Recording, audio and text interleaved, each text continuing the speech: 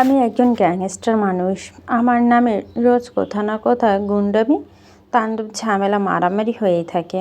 এটা আমার পেশা। আমি স্বেচ্ছায় বেছে দিয়েছি এই ক্ষমতার আসন। তাই অহেতুক যুক্তি দেখে জীবনে কখনো আমাকে ভয় পাওয়া যাবে না।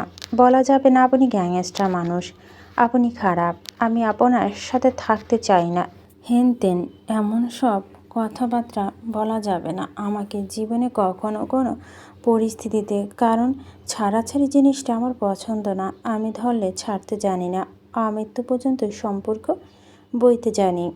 কিন্তু যেদিন তুমি আমাকে এসব বলার সাহস করবে, সেই দিন আমার গুলির প্রথম বুলেটটা হবে তোমার নামে। তোমার সব কিছু আজীবন মেনে নেব, কিন্তু আমাকে ছেড়ে যাওয়ার বিষয়টা ছাড়া। যদি তুমি আমাকে ছেড়ে যেতে চাও তো আমি তোমাকে যেন মেরে দিই, ও দ্বিধা করব না। এখন তুমি আমাকে পাষাণ, সেলফিশ, স্বার্থপর বললেও আমার কিছু যায় আসে না। আমি সবসময় নিজেরটা বুঝি, সবার জানে, কারণ আমি এমনই। আমার নিজের স্বার্থের জন্য এখন আমাকে আমার কাছে বেঁধে রাখতে চাইছি। রাখবো, এজন্য তোমাকে আমি কিছু সময় দিচ্ছি নিজেকে গোছানো। আর আমিও না হয় সেই ফাঁকে বুঝে নেই আসলে আমার তোমার কাছে থেকে কি চাই। ততদিন সম্পর্ক নামহীন থাক। আমি সেটাকে আপাতত এগোতে চাচ্ছি না। আশা করছি তুমি বুঝতে পারছো আমার কথাগুলো। মায়া কথা বলল না, শুধু নীরবে অপদমস্তক হয়ে দাঁড়িয়ে রইল। হৃদের কথা পিষ্টে আসলে মায়া কি বলা উচিত বুঝল না। তবে হৃদের হাড় কাঁপানো প্রতিটা কথা যেন মায়ার পিঠ বেয়ে শীতল কম্পন সৃষ্টি হলো। থেমে থেমে কম্পন তুলল মায়ার মনের মধ্যে। বুঝ অবুঝের বিষয়টি যতটুকু মায়ার মাথায় ঢুকলো, সেটা হলো তার অনিশ্চিত ভবিষ্যৎ এখন হৃদের হাতে মুঠোবন্দি।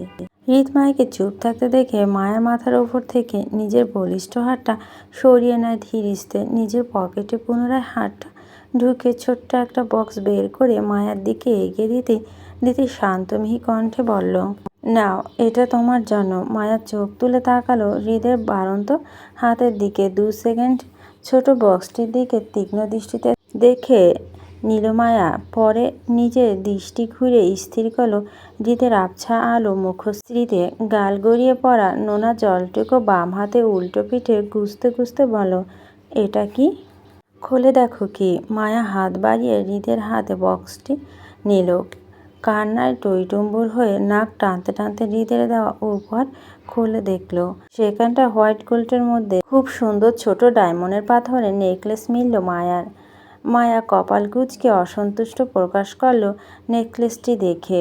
তৎক্ষণাৎ পুনরায় হৃদের হাতে ফেরত দিতে দিতে বলল, নিব না আমি এটা। বিষণ্ণতার কপাল কুঁচকে এলো হৃদের। কেন? হৃদের কথা গা মুড়িয়ে বাঁকা হয়ে দাঁড়ায় মায়া। চোখ জল মুছতে মুছতে গাল ফুলিয়ে বলল, আমার নাকফুল কই? সরি, নাকফুল মানে? বিবাহিত মেয়েরা নাকফুল পরতে হয়, জানেন না আপনি? নয়তো একটা ভুরু উঁচু করে প্রশ্ন করল হৃদ। নয়তো কি? পুনরায় গাল ফুলিয়ে বলল মায়া, জানি না আমি। আমার নাকফুল লাগবে এখন, ব্যাস। আশ্চর্য, এখন আমি নাকফুল পাবো কোথায়? এটা রাখো, সকালে এনে দিব তোমার নাকফুল। নাও। মায়া হৃদের সামনে ঘুরে মুখোমুখি দাঁড়িয়ে অবিশ্বাস্য করে বলল, যদি না দিন তো? হৃদ বিরক্ত কপাল কুঁচকে বলল, তোমার একটা নাকফুলের জন্য কি এখন আমি দেশ ছেড়ে পালিয়ে যাব? আজব বলছি না, কাল সকালে এনে দিব। মায়া আবার ধীর কণ্ঠে বলল, যদি চলে যান তো? দীর্ঘ নিঃশ্বাস ফেলে হৃদ মায়ার প্রশ্ন এড়িয়ে শান্ত কণ্ঠে বলে, এটা নিয়ে যাও। বিয়ের ফার্স্ট নাইটে বউকে উপহার দিতে হয় নাকি? তাই এটা তোমার উপহার। বাকি তোমার দেনমোহরে আমি বিয়ের সময় পরিশোধ করে দিয়েছি। এখন প্রথমবার বিয়ে করছি, তাই তো অভিজ্ঞতা কম। বউ সাজতে হলে কি কি প্রয়োজন তা নেই, কিন্তু দ্বিতীয়বার বিয়ে করলে সম্পূর্ণ অভিজ্ঞতা নিয়ে করব। কেমন? নাও, ধরো তোমার জিনিস। কথাগুলো বলে হৃদ মায়ার হাতে বক্সটি গুছিয়ে দিতে দিতে পুনরায় বলে, রুমে যাও তুমি। সাথে তোমার যা যা লাগবে তুমি লিস্ট করে নিও, সকালে পাঠিয়ে দিব আমি। এখন যাও, বিরক্ত করো না আমাকে গো। হৃদের কথা মায়া নিজের মধ্যে অভিমান পাহাড় জমে করে সেই দিন হৃদের রুম থেকে মধ্যে রাতে চলে এসেছে সে। কষ্টে টইটুম্বুর হয়ে ওই অবস্থায় হৃদের দেওয়া উপহার বক্সটি হাতে মুঠে নিয়ে উপুর হয়ে ঘুমিয়ে পড়েছিল মায়া। কিন্তু সকালে যখন স্বাভাবিকের ন্যায় মায়া ঘুম থেকে উঠে নাস্তা করতে গেল সবার সাথে, তখন আরাফ খানের মুখে শোনা গেল হৃদ পুনরায় বাংলাদেশ ছেড়ে চলে গেছে নিজ গন্তব্যে। কিশোরিনী মায়া আবেগময় কান্নাটা দমিয়ে রাখতে না পেরে ডাইনিং টেবিলের ঠোঁট উল্টিয়ে কান্না করে বসে সবার সামনে। মায়াকে হঠাৎ কান্নার ফোঁপাতে দেখে উত্তেজিত ভঙ্গিতে ছুটে এলো হেনা খান। আরাফ খান শত চেষ্টা করে সেদিন মায়াকে আর শান্ত করতে পেল না, বরং সেদিন মায়া হৃদের প্রতি এক পাহাড় অভিমান জমা করে কলেজে যায়নি, ভাত খায়নি, রুমের দরজা ভেতর থেকে গুন্ডি মেরে বসেছিল টানা একদিন। চিন্তিত হেনা খান মায়াকে শান্ত করতে ওনার পুরো 2 দিন পার হলো, কিন্তু তিনি বুঝলেন না মায়া হঠাৎ কষ্টের কারণটা। যথারীতি মায়া শান্ত হলো 3 দিনের মাথায় জুঁইকে খান বাড়িতে পেয়ে। খান বাড়িতে সকলে মনে করলে হয়তো মায়া জুঁই না আসলে কষ্ট পাচ্ছিল বোনকে পেয়ে, যা এখন ঠিক হয়ে গেছে। কিন্তু আরাফ খান তিনি মোটেও তেমন কিছু ধারণা করেনি, বরং তিনি বুঝতে পেরেছেন মায়া কিশোরিনী মনে হৃদের বসবাস বিরাজ, যার ফলে হৃদ হঠাৎ চলে যাওয়া মেনে নিতে পারেনি। বিকাল 5টা 15 টানা 2 ঘন্টা রাস্তা বাইক পাড়ি জমি অতিক্রম করে খানবাড়ির বিশাল গেটের সামনে এসে থামলো। বাঘটি মাথা হেলমেট খুলে সামনে রাখলো, কপাল কুঁচকে হাতে থাকা ছোট কাগজের টুকরো লেখা গুটি অক্ষর। খানবাড়ি অ্যাড্রেসটা মিলিয়ে নিল এক পলক সুদর্শন ছেলেটিকে। অ্যাড্রেসটা মিলে যেতে হালকা ঘাড় ঘুরে পিছনে বসে থাকা মেয়েটিকে উদ্দেশ্য করে বলল, নামতে পারবি? মেয়েটি মাথা নাড়িয়ে যুবকটি সম্মতি জানিয়ে ধীর কণ্ঠে বলল, পারবো, আমাকে ধরে নাম, নয়তো পড়ে যাবি স্লিপ করে। বাইকের পিছনে বসে থাকা মেয়েটি নিজের এক হাতে ছেলেটির শার্ট বাহু চেপে ধরে সাবধানে নেমে আসলো ফ্লোরে। তটস্থ চোখে জড়তা নিয়ে ঘাড় ঘুরিয়ে তাকালো খানবাড়ির বিশাল গেটের দিকে একবার। ইতিহাসটা হাসপাস করলো বেশ অনেকটা। মেয়েটি পূর্বের স্মৃতি মন নাড়িয়ে দিল তার। সুদর্শন ছেলেটি মেয়েটির দৃষ্টি অনুসরণ করে চোখ আউড়িয়ে আবারও তাকায় খানবাড়ি বিশাল গেটের দিকে। কালো গোল্ডের মধ্যে ডিজাইন করা প্রশস্ত গেটের ভিতরে ভর্তি দাঁড়িয়ে 2টো দারোয়ান। ছেলেটির দৃষ্টিতে সূক্ষ্মভাঁজ ফেলে পুনরায় একবার খানবাড়ি দেখে নিল আপাদমস্তক। শিওর হওয়ার জন্য পাশে দাঁড়িয়ে থাকা মেয়েটির উদ্দেশ্য করে বলে উঠল, তুই শিওর আমরা ঠিক অ্যাড্রেসে এসেছি? এই বাড়িটি তো? আর চোখে খান বাড়িতে আর একটাবার দেখে নেয় জড়তা। মাথা নাড়ল জুঁই। নিজের ভাইকে উত্তর সাপেক্ষে সম্মতি জানিয়ে মিহিসুরে বলো, এটাই। ইতিহস্ত সহিত খানবাড়ির মেইন দরজা ধরে ড্রয়িং রুমে প্রবেশ করলো আসিফ। এক হাতে জুঁইয়ের কাপড়ের ব্যাগ তো অন্য হাতে জুঁইয়ের বাম হাতটা চেপে ধরে নিজের হাতে ভাঁজে। কপাল কুঁচকে তীক্ষ্ণতার সহিত খানবাড়ির ড্রয়িং রুমে একবার পরখ করে নিল সে। বাড়িটির ভিতরে বাইরে চারপাশটা বিশাল বিপত্তি ঘরপিণ্ডি। বাড়ির কোনায় কোনায় যেন গাম্ভীর্য অহংকারী একটা ভাব টান ছড়িয়ে ছিটে রয়েছে। দামি দামি আসবাবপত্র থেকে শুরু করে সব কিছুই কেমন ভয়ঙ্করী টাইপের মনে হলো আরিফের কাছে। বাড়ির ভিতরে ও বাইরে দুটো পরিবেশে কেমন স্নিগ্ধ শান্ত। পাহারাদার হিসাবে শত বডিগার্ড হওয়া সত্ত্বেও কোনো রকম বিশৃঙ্খলা দেখা গেল না বিন্দুমাত্র। সব কিছু কেমন নিয়মানুবর্তিতা। আরিফ গম্ভীর মুখে দীর্ঘ নিঃশ্বাস ফেলল। কোনো এক মনস্তাত্ত্বিক কারণে আরিফ মায়াকে খানবাড়িতে রাখতে নারাজ। এমনকি খানবাড়ি কারোর সাথে সম্পর্ক রাখতে নারাজ তার মন। অনেকটা বিষে আছে খানবাড়ির সাথে তার সম্পর্কটা। কিন্তু তার বাবা শফিকুল ইসলাম এবং পরিস্থিতির দায়ে পড়ে যে নিজের আদুরি ছোট্ট মেয়েকে বাধ্য হয়ে এই খানবাড়িতে রাখতে হচ্ছে অনিশ্চিত ভবিষ্যতের কাছে। আরিফের জানা নেই এই বিষিয়ে যাওয়া সম্পর্কটা কবে ইতি টানবে, তার আদরের বোন মুক্তি পাবে।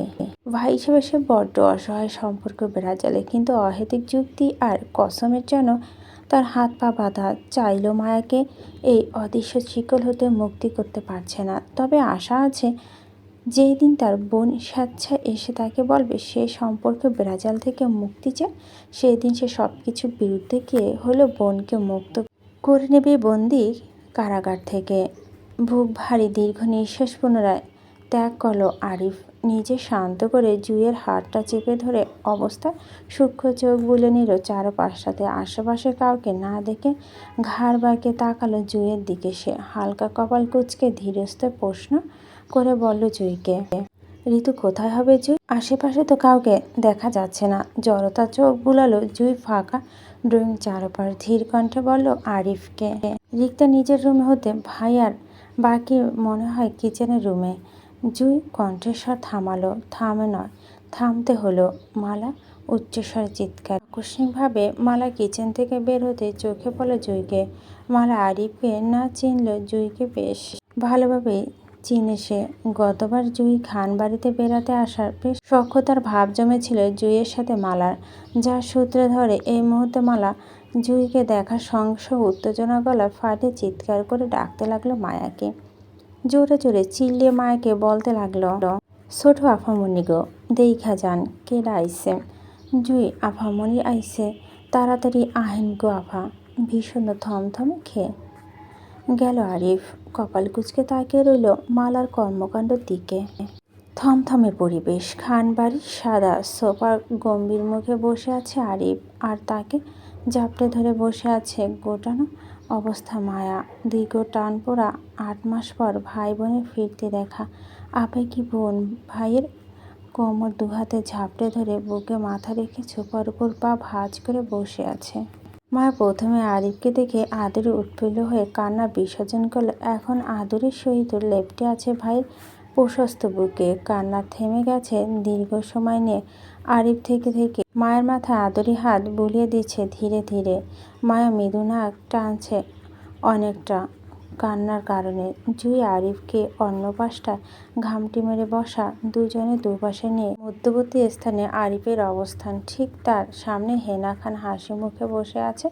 ওনার মুখবরা গম্ভীর না হলে খানিকটা স্বাভাবিক জড়তা কাজ করছে আরিফের সাথে কথা বলতে ওনার। তা অবশ্য নির্দিষ্ট কারণ আছে। কারণটা অহৈতুক নয়, যুক্তিসঙ্গত কারণ। মায়াকে ঘিরে হেনা খান গোল গোল চোখে আবারও একবার 3 ভাই বোনকে পরখ করে নিলে অতি সন্দর্পণে। মুখ টান টান হাসি রেখে আরিফকে উদ্দেশ্য করে স্নিগ্ধ ভেজা কণ্ঠে মুখ খুললে তিনি। আগে শরীফ আসলো না যে আরিফ? তোমাদের সাথে শরীফকে নিয়ে আসলে না কেন দাদুভাই?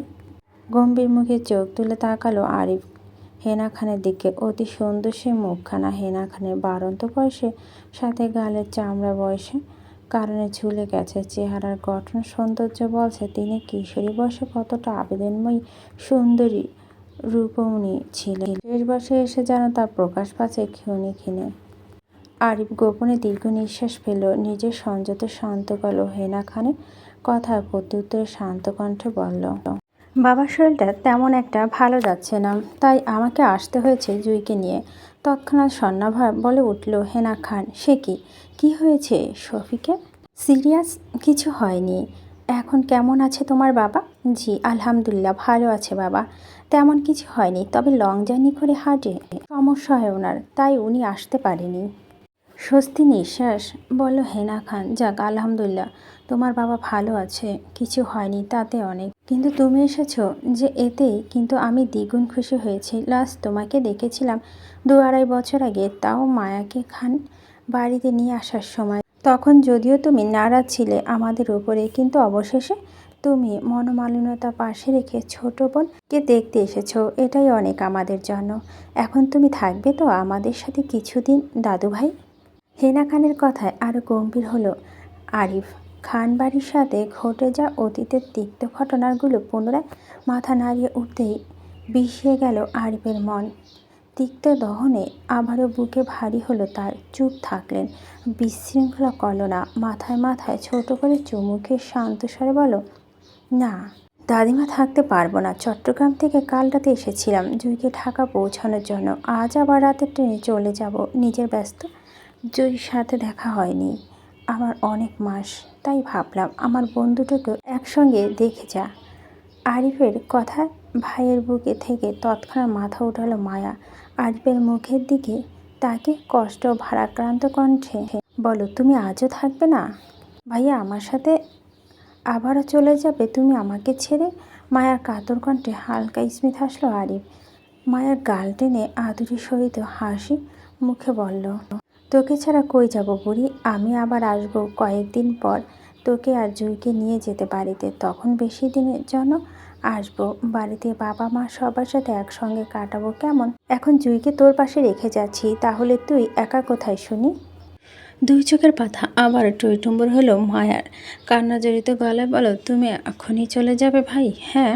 ঠোঁট উল্টে কান্না করে পুনরায় আরিফকে চাপটে ধরে মায়া কান্না জড়িত বলে, আর একটু থাকো না ভাই। মায়ার কথায় সহমত পোষণ করে পাশ থেকে তৎক্ষণাৎ বলে উঠল হেনা খান, বোনের সাথে আজ রাতটা অন্তত থেকে যেতে পারো দাদু ভাই। আরিফের মনে বিষিয়ে যাওয়া সুপ্ত অনুভূতিটা ধারণ করে হেনা খানের উদ্দেশ্যে শান্ত থাকলো।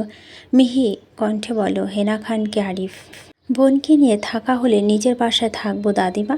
অনের বিলাসিতার দ্বার কোঠায় ঘুম আসবে না আমার। নিঃশ্বাস আটকে আসে দাদি আপনাদের প্রতিপত্তের অটলে। আরিফের কথা মানে বুঝলো হেনা খান। ভারী দীর্ঘ নিঃশ্বাস ফেলে সুপ্ত মন খারাপ রেস্টেনে বলল তিনি, তুমি এখনও নারাজ আমাদের উপরে দাদু ভাই? গম্ভীর মুখে উত্তর করল আরিফ, নারাজ হওয়াটা কি অযৌক্তিকর বা অস্বাভাবিক কোনো কিছু দাদিমা? আমার জায়গায় থাকলে আপনি কি করতেন? নিশ্চয় অনেক কিছু করতেন, যেটা আমি ভাই হয়ে আজও করতে পারিনি বোনের জন্য। তুমি ভুল বুঝছো আমাদের আরিফ। খানবাড়ির প্রতিটা সম্পর্ক খারাপ না, হয়তো পরিস্থিতিটা অন্য ধাঁচের ছিল, কিন্তু তাই বলে আম্মু, আয়ান ভাইয়া আজ রাতে ফ্লাইটে। হেনা খান কথা বলতে বলতে থামলো। মেহেরবান ও ফিহা হঠাৎ আগমনে আর ফিহার কথা বলতে বলতে থামলো বেখেয়ালি চোখে পড়া আরিফকে দেখে। নিজের মায়ের পিছনে পিছনে মুঠোফোন দেখতে দেখতে খানবাড়ির সদ্য দরজা প্রবেশ করেছিল সে, কিন্তু অনাকাঙ্ক্ষিতভাবে সামনের মানুষটার সাথে হঠাৎই মুখ দর্শনের অপদমস্তক হলো ফিহা। থমকে গেল যেন জায়গায়, শীত দ্বারা বয়ে গেল চাপা শিহরণ। থমথমে পরিবেশটা হঠাৎই নীরব উত্তেজিত হয়ে উঠল। চাপা কষ্টে দু প্রান্তের দুটো মনের ভিতর। এতক্ষণ যাবৎ খুশিতে ঝলঝল করে ফিহা চোখ দুটো মুহূর্তে তীব্র ভয়ক্ত চাপা আত্মনা ফুটে উঠল। টইটুম্বর হলো দু চোখের পাতা। ভয়ক্ত হাত দুটো কম্পন সৃষ্টি হলো তৎক্ষণাৎ, যার রেশ টেনে মুহূর্তে ছিটকে পড়ল ফিহার হাত ধরে থাকা মুঠো ফোনটি ফ্লোরে। তীব্র শব্দ হলো। ফিহা হঠাৎ কাণ্ডে মনোযোগ নষ্ট বিরক্ত প্রকাশ করল। মেহেবান মেয়েকে রাগি চোখে রাঙিয়ে পা বাড়ালো সামনে হেনা খানের দিকে। মায়ের পাশে বসতে বসতে মেহেরবান হেনা খানের উদ্দেশ্য বলল, ও কি শফিক ভাইয়ের ছেলে মা? আমাদের শফিকের বড় ছেলে, মায়া জুয়ের বড় ভাই। কারো কথায় যেন মস্তিষ্ক অবধি পৌঁছালো না আরিফের। রাগ দুঃখ কষ্ট পোষক করে টায় তাকিয়ে রইল ফিহার ভয়াক্ত মুখশ্রীতে সে। আরিফের মুখভঙ্গির ওপর থেকে শক্ত থাকলো, ভিতর দিয়ে যেন শত টুকরো খণ্ডিত হলো পিয়সীর ছলনায়, বিশ্বাসঘাতকতায়। ভালোবাসাময় দুটো মন ভেঙে চূর্ণ বিচ্ছিন্ন হলো ক্ষণিত ক্ষণে, কিন্তু মনে ভাঙচুর হওয়া বিকট শব্দটা বিন্দুমাত্র শুনল না কেউ। দুটো মানুষ চোখে প্রকাশ পেল দু ধরনের যন্ত্রণা। ফিহার চোখে ভয়ক্ত আর্তনা ঝলঝল করলো, আরিফের চোখে প্রকাশ পেল পিয়সীর বিশ্বাসঘাতকতার তীব্র ক্রোধ। পিয়সী বিশ্বাসঘাতকতা যেন বুকটা দগ্ধ দহনে আগুনে পুড়ে উঠল মুহূর্তে আরিফের। চোখের কানিশে লাল হয়ে শুরু করলো। নিজেকে সংযত করতে সে তৎক্ষণাৎ নিজের মাথা ঝুঁকিয়ে নিল, দৃষ্টি স্থির করলো ফ্লোরের দিকে। আরিফের হঠাৎ নত মস্তিষ্ক কারণটা অতি সন্দর্পণে ধরে নিল ফিহা। ভালোবাসার মানুষটির মনে ঘটে যাওয়া জোড়া তাণ্ডব বুঝতে পেরে মুহূর্তেই চোখের পাতা টইটুম্বর হলো ফিহার। চোখের পানি টপ করে গাল পেয়ে পড়তেই দূরত হাত মুছে নিল ফিহা কেউ দেখার আগে, কিন্তু বেশিক্ষণ নিজেকে দমিয়ে রাখতে পারল না সে। আরিফের নত মস্তিষ্ক ঝুঁকে বসে থাকা দেখে বুক কেঁপে উঠল ভালোবাসার মানুষটির। বেগতিক মনের অবস্থা বুঝতেই নিজের ঠোঁট কান্না আটকানোর বৃথা চেষ্টা করল ফিয়া, কিন্তু অবশেষে সফল হতে না পেরে তৎক্ষণাৎ পিছনে ঘুরে চলে যাইল ড্রয়িং রুমের থেকে। কিন্তু তার আগে পিছনে ডাকলো মেহেরবান, ফিহা কোথায় যাচ্ছ তুমি? এদিকে এসো। পিছনে ঘুরল না ফিহা, বরং সামনের দিকে তাকিয়ে কোনো রকম কান্না কাটিয়ে বলে উঠল মেহরবানের উদ্দেশ্যে, বাহিরে যাচ্ছি আম্মু। গাড়ির মধ্যে আমি একটা পার্সেল ফেলে এসেছি, সেটা নিয়ে চলে আসব। আর দাঁড়ালো না ফিহা, যথাসম্ভব দ্রুত পায়ে ফ্লোর থেকে নিজের ফোনটি তুলে নিয়ে প্রস্থান করলো সেখান থেকে। ফিয়া যেতে তিক্ততা উঠে দাঁড়ালো আরিফ মায়াকে নিয়ে। নিচে চাপা কষ্টগুলো সংযত করে মুখ ভর্তি হাসি টানলো কৌশলে। জুই ও মায়ার মাথায় আদরে দুহাত রেখে বুঝিয়ে বলো, সাবধানে থাকিস তোরা। জুইকে তোর কাছে রেখে যাচ্ছি ঋতু, জুইয়ের খেয়াল রাখবি। সাথে এই বাড়ির সম্পর্কে বেড়াজালে যেন জুই না আটকে যায়, সেদিকে খেয়াল রাখবি। ভাইয়ের হয়ে কেমন, আমি আবার আসবো তোদের নিতে কিছুদিনের মধ্যে, ভালো থাকবি কেমন? আরিফের হঠাৎ ইঙ্গিত স্বরূপ কথার মানে বুঝল না কেউ, তবে মায়া টলমল চোখে ভাইকে ঝাপটে ধরে অবস্থায় সম্মতি জানালো মুহূর্তে। আরিফ ভারী নিঃশ্বাস ফেলল।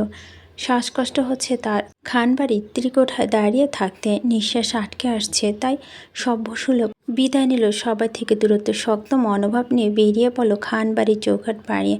ধূপধাপ পা ফেলে খানবাড়ির গেটের সামনে এগিয়ে যেতে হঠাৎ কেউ একজন আরিফকে পিছন থেকে দু হাতে ঝাপটে ধরে পিঠে মাথা হু হু শব্দ করে কেঁদে উঠে বলতে লাগলো,